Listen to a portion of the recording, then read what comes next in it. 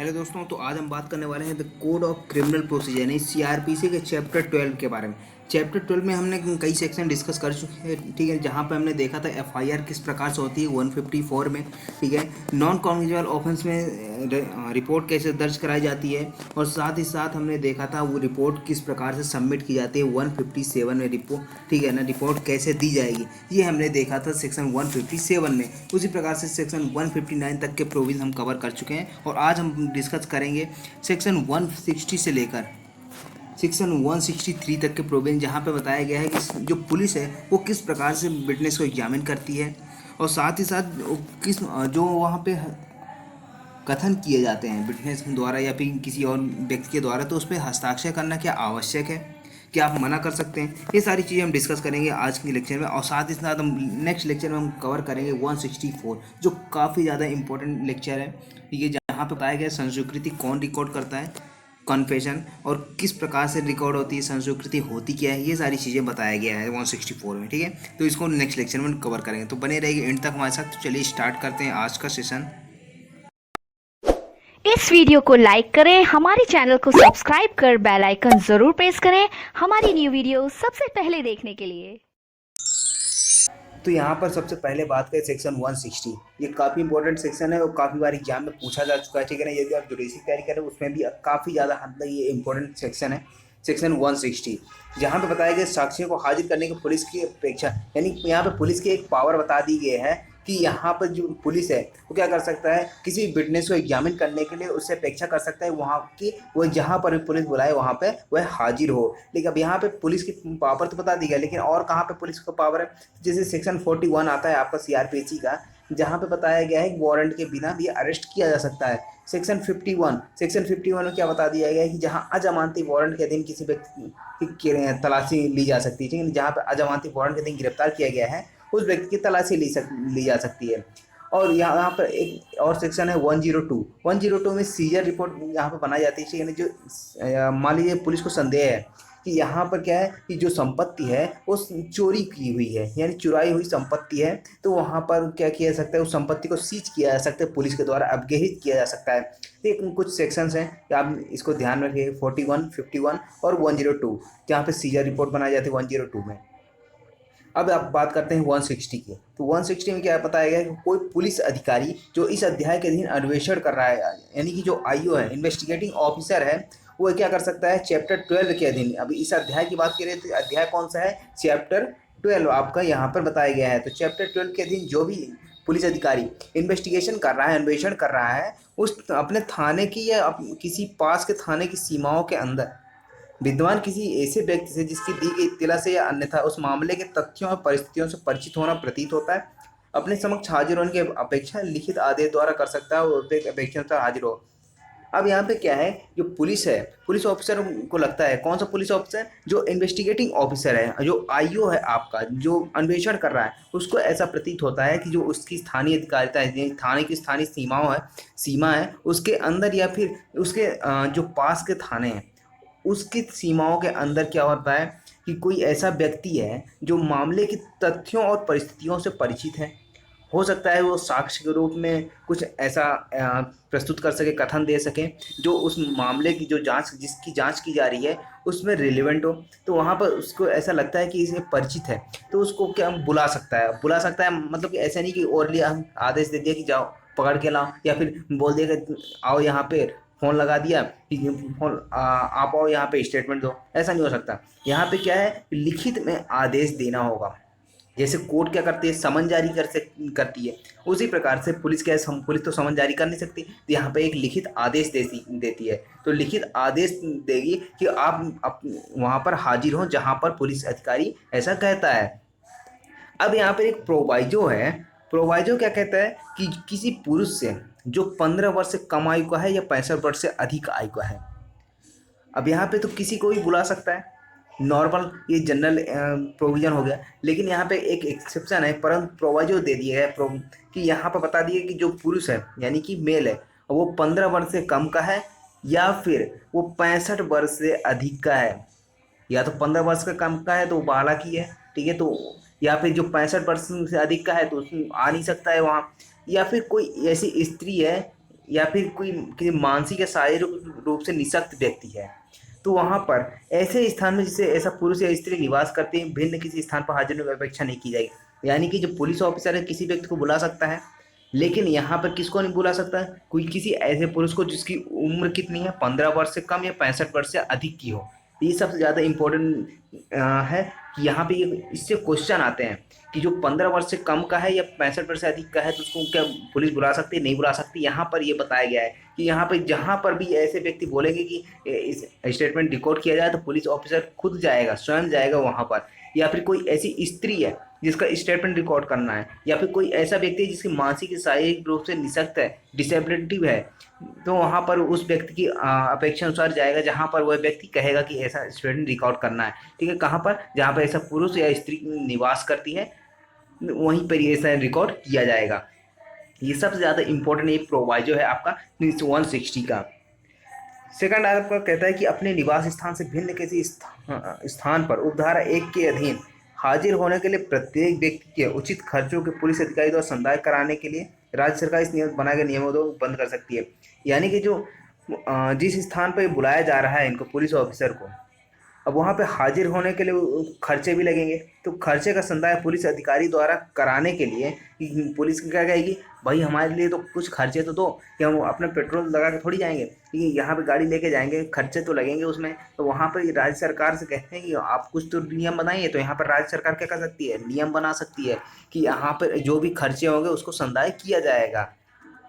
ठीक है, तो ये हो गया आपका सेक्शन 160। सेक्शन 160 में सबसे ज़्यादा इम्पोर्टेंट बात मैंने बताया है कि जो प्रोवाइजो है आप इसको ध्यान रखिएगा, 15 वर्ष से कम का या फिर 65 वर्ष से अधिक का है, या फिर कोई स्त्री है, या फिर कोई ऐसा व्यक्ति जो मानसिक शारीरिक रूप से निःशक्त है, उसको पुलिस थाने पर नहीं बुलाया जाएगा। ठीक है, किसी भी हालत में यहाँ पर नहीं उसको बुलाया जाएगा, क्योंकि ऐसा व्यक्ति आ ही नहीं सकता। ठीक है ना, स्त्री तो आ ही नहीं सकती, मान लीजिए उसके रहते हैं ना, रूढ़ियाँ रहती हैं, प्रथाएं रहती हैं, तो उसके अनुसार ये नहीं आ सकते हैं।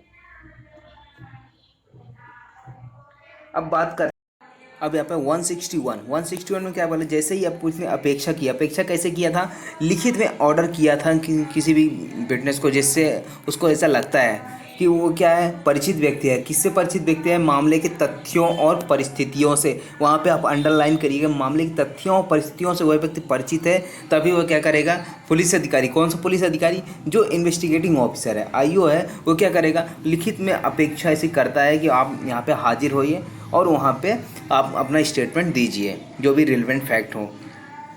अब यहाँ पे जो पुलिस अधिकारी है उसको क्या करेगा, साक्षियों की परीक्षा करेगा। यानी कि अपेक्षा तो कर दिया, साक्षी भी आ गए, तब उनकी क्या करेगा, एग्जामिनेशन करेगा। तो एग्जामिनेशन कैसे, कोई पुलिस अधिकारी जो इस अध्याय के अधीन, इस अध्याय के अधीन का मतलब चैप्टर 12, इस अध्याय के अधीन अन्वेषण कर रहा है और ऐसे अधिकारी की अपेक्षा करने वाला कोई पुलिस अधिकारी जो ऐसी पंक्ति से निम्नतर पंक्ति का नहीं है, जिसे राज्य सरकार का साधारण या विशेष आदेश द्वारा नियमित करे, मामले के तथ्यों और परिस्थितियों में परिचित समझे जाने वाले व्यक्ति की मौखिक परीक्षा कर सकता है। अब यहाँ पे क्या है, जो व्यक्ति आए हुए हैं, जिनको अपेक्षा की गई थी, तो वहाँ पर वो क्या करेगा, जो ऐसा लगता है कि वो मामले से तथ्यों और परिस्थितियों से परिचित है, तो वो क्या करेगा, मौखिक परीक्षा कर सकता है। अब मौखिक परीक्षा कौन कर सकता है, या तो कोई पुलिस अधिकारी जो अन्वेषण कर रहा हो, या फिर कोई ऐसा अधिकारी भी कर सकता है जो ऐसी निम्नतर पंक्ति का नहीं है। ठीक है ना, निम्नतर पंक्ति का नहीं है का मतलब, जैसे मान लीजिए स्टेट गवर्नमेंट डिसाइड कर दे साधारण विशेष आदेश द्वारा कि जो सब इंस्पेक्टर है उससे नीचे का रैंक का कोई भी पुलिस ऑफिसर मौखिक परीक्षा नहीं करेगा, तो वहाँ पर ऐसा नहीं किया जाएगा मौखिक परीक्षा। लेकिन यहाँ पे क्या है, साधारण राज्य सरकार द्वारा डिसाइड किया होना चाहिए कि कौन सा ऐसा पुलिस अधिकारी है जो क्या कर सकता है, यहाँ पे मौखिक परीक्षा कर सकता है। लेकिन स्पेशली यहाँ पे बता दिया कि जो इन्वेस्टिगेशन कर रहा है, तो आप वहाँ पे मेन आप याद रखिएगा, जो इन्वेस्टिगेटिंग ऑफिसर है, आईओ है, वो क्या कर सकता है, मौखिक परीक्षा कर सकता है उपस्थित व्यक्तियों की। और ऐसे व्यक्ति उन प्रश्नों के सिवाय जिनके उत्तरों की प्रवृत्ति उसे आपराधिक आरोप या शास्ति की संप्रहण की आशंका में डालने की है, ऐसे मामले से संबंधित उस प्रश्नों का सही से उत्तर देने के लिए आबद्ध होगा जो उस अधिकारी पूछता है। अब यहाँ पर मान लीजिए जो पुलिस ऑफिसर है उससे कुछ क्वेश्चन करता है। अब क्वेश्चन ऐसा कर रहा है कि कोई ऐसा प्रश्न भी पूछता है जो जिसको ऐसा लगता है, जिसको सुन के जो साक्षी है उसको ऐसा लगता है कि ये ऐसा प्रश्न है कि ये तो मुझे ही फंसा रहा है किसी अपराध में, तो वहाँ पे उस प्रश्न को उत्तर देने के लिए वो बाउंड नहीं है, उसको वहाँ पे संरक्षण है। लेकिन उसके अलावा यदि कोई सब प्रश्न पूछा जाता है तो उसका सही सही उत्तर देने के लिए वह आबद्ध होगा, जो ऐसा अधिकारी ऐसे पूछता है। अब यहाँ पे एक केस लॉ भी आता है 161 का, सेक्शन 161 में एक केस था नंदिनी सतपथी वर्सेस पीएल दानी, नंदिनी सतपथी वर्सेस पीएल दानी, जो 1978 का केस था। तो यहाँ पर जो पीएल दानी वर्सेस सतपथी का केस था उसमें दो चीज़ें बोली गई थी, ठीक है ना। पहला चीज़ ये बोला गया था कि यदि जिस व्यक्ति से ऐसा प्रश्न किया जा रहा है उसको ऐसा लगता है कि कोई ऐसी आशंका है उसको कि किसी अपराध में फंसाने की है, ठीक है, प्रवृत्ति ऐसी है उस क्वेश्चन की जो पूछा गया है, तो उसकी ऐसी प्रवृत्ति है कि उसकी आशंका है कि उसको किसी अपराध के आरोप में फंसा देगा, ठीक है। तो यहाँ पर उसको क्या है, यहाँ पर संरक्षण प्रदान किया गया है कि यहाँ पर उसको ऐसे प्रश्नों को उत्तर देने के लिए वह बाध्य नहीं है, लेकिन अदर प्रश्न जो है उसका उत्तर देने के लिए वह बाध्य है। और दूसरी चीज़ ये बोला गया था इस केस के तहत कि यहाँ पर जो आर्टिकल 20 का क्लॉज 3 है, आर्टिकल 23 का क्लॉज यहाँ पर केवल कोर्ट में ही नहीं वरन जो पुलिस ऑफिसर के समक्ष जो प्रश्न किए जाते हैं उस वहाँ पर भी यहाँ पर संरक्षण प्रदान किया गया है 23 में, ठीक है। यह बताया गया था नंदिनी सतपथी वर्सेस पीएल दानी 1978 के केस में। तो जो 20 क्लॉज 3 आप तो पढ़े होंगे, ठीक है। तो ये 20 क्लॉज 3 आपको यहाँ पर संरक्षण प्रदान करता है, ना केवल कोर्ट में बल्कि पुलिस ऑफिसर के समक्ष भी यहाँ पर संरक्षण प्रदान किया जाता है इसमें। ये हो गया। अब यहाँ पर जो थर्ड आता है आपका उपधारा 3।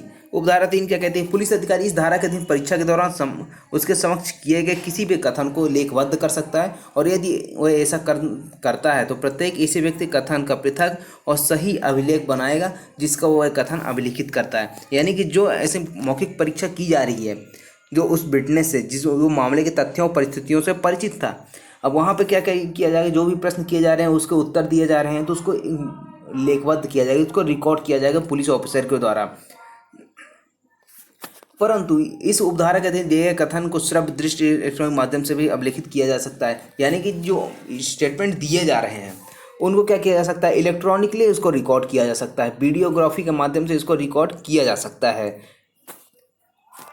अब यहाँ पे एक प्रोवाइजो था, थर्ड प्रो यहाँ पे दिया गया है,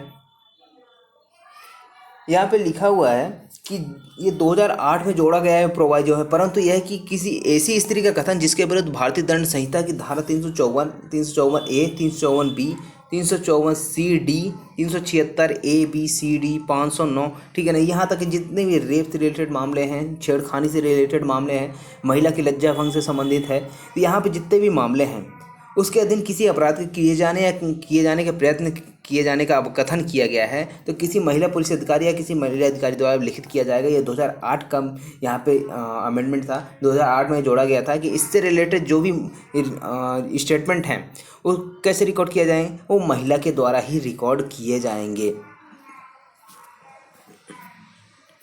ये हो गया।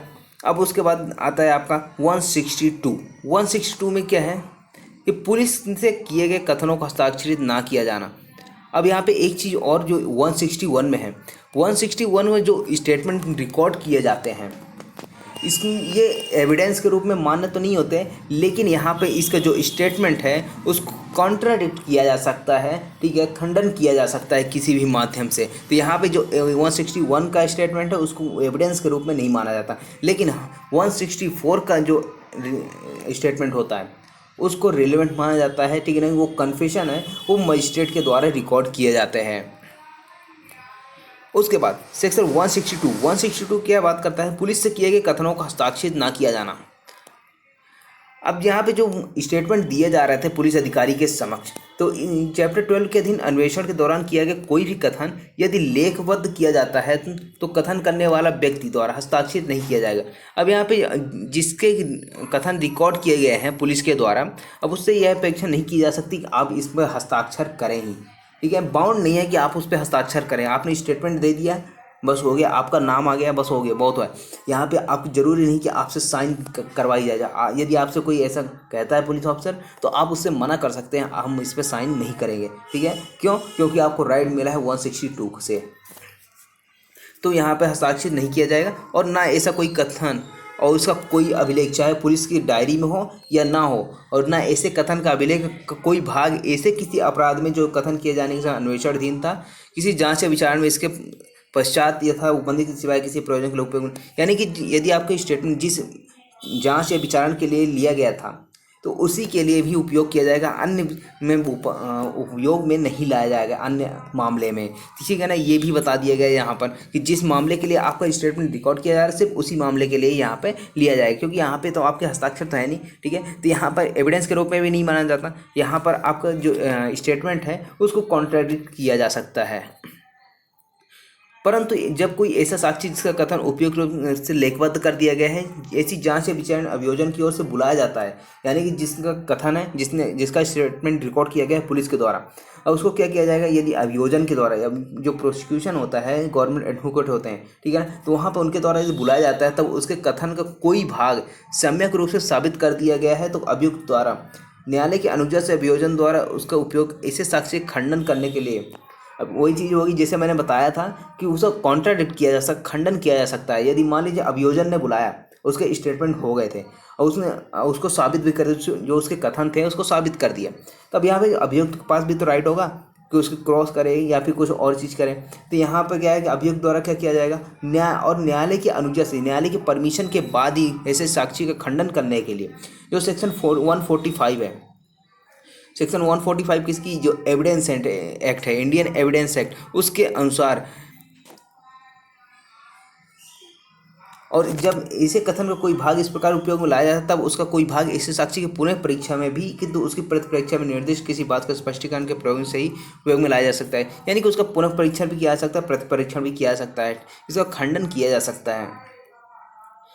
इस धारा के किसी बात के बारे में यह ना समझा जाए कि भारतीय साक्ष्य अधिनियम के 32 के खंड 1 के उपबंधों के अंदर आने वाले किसी कथन को लागू होती है उस अधिनियम पर धारा 27 के प्रभाव डालती है। अब यहाँ पे इस धारा में जो भी लिखा हुआ है ये, ठीक है ना, जो स्टेटमेंट हैं उसको रिकॉर्ड किए गए थे, सारी चीज़ें यहाँ पे किया जा रहा है, तो इस धारा की जो भी बातें हैं वो सेक्शन 32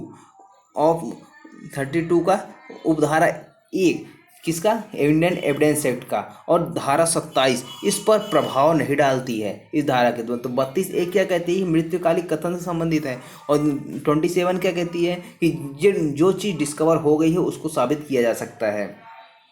तो यहाँ पे इन दोनों पे प्रभाव नहीं डालती है ये।